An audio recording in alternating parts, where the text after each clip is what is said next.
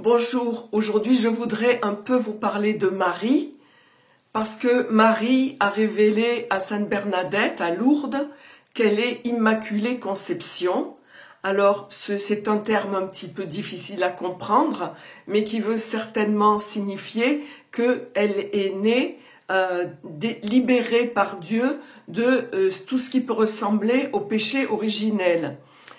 Adam et Ève aussi étaient nés de cette manière, mais ensuite, alors qu'ils étaient pourtant heureux au jardin d'Éden, ils ont péché, ils se sont rebellés finalement contre Dieu et ils ont entraîné l'humanité à leur suite. Donc Marie, elle a été libérée de ce péché originel. Est-ce que ça veut dire qu'elle était sainte dès le départ? Peut-être, probablement, mais ce qui est très important pour nous, c'est qu'elle le soit restée en fait, parce que ce n'était pas une marionnette préprogrammée, c'était une personne qui avait toute sa volonté et son libre arbitre, et de toute sa volonté, de tout son libre arbitre, elle a dit oui à l'ange quand il lui a demandé de devenir la mère de Jésus, et elle a dit oui à Dieu malgré toutes les douleurs qu'elle a eu à subir dans sa vie. C'est d'ailleurs pour ça qu'il y a un chapelet des 7 douleurs avec donc la fuite en Égypte, la disparition de Jésus,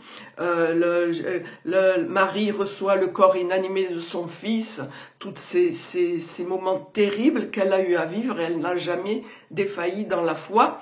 Et c'est grâce à ça, finalement, qu'elle nous rejoint, qu'elle nous touche et qu'elle peut aussi avoir une légitimité pour nous guider, parce que ça n'a pas été du tout cuit pour elle, hein. Elle a eu une vie très dure, donc elle sait de quoi elle nous parle quand elle nous conseille d'aller justement sur la même voie qu'elle, de ne pas faillir dans les épreuves et de garder le cap sur Dieu.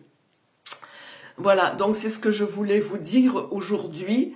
La sainteté que Dieu a pu donner à Marie au départ, c'est très bien, c'est certainement ce qu'il y avait de mieux à faire, mais ensuite, elle a répondu à cet appel de sa libre volonté, et c'est ça qui fait sa sainteté vraiment acquise et qui doit nous toucher. J'espère que ça vous aura aidé à mieux comprendre, et je vous dis à bientôt sur de prochaines vidéos. C'est toujours un plaisir pour moi de partager ma foi avec vous, de voir les commentaires que vous pouvez me laisser et vos interrogations, vos témoignages parfois. Donc je vous remercie du fond du cœur et je vous encourage à ne pas hésiter à le faire. Et je vous dis à bientôt sur de prochaines vidéos. Que Dieu vous bénisse abondamment, vous et vos familles. Au revoir.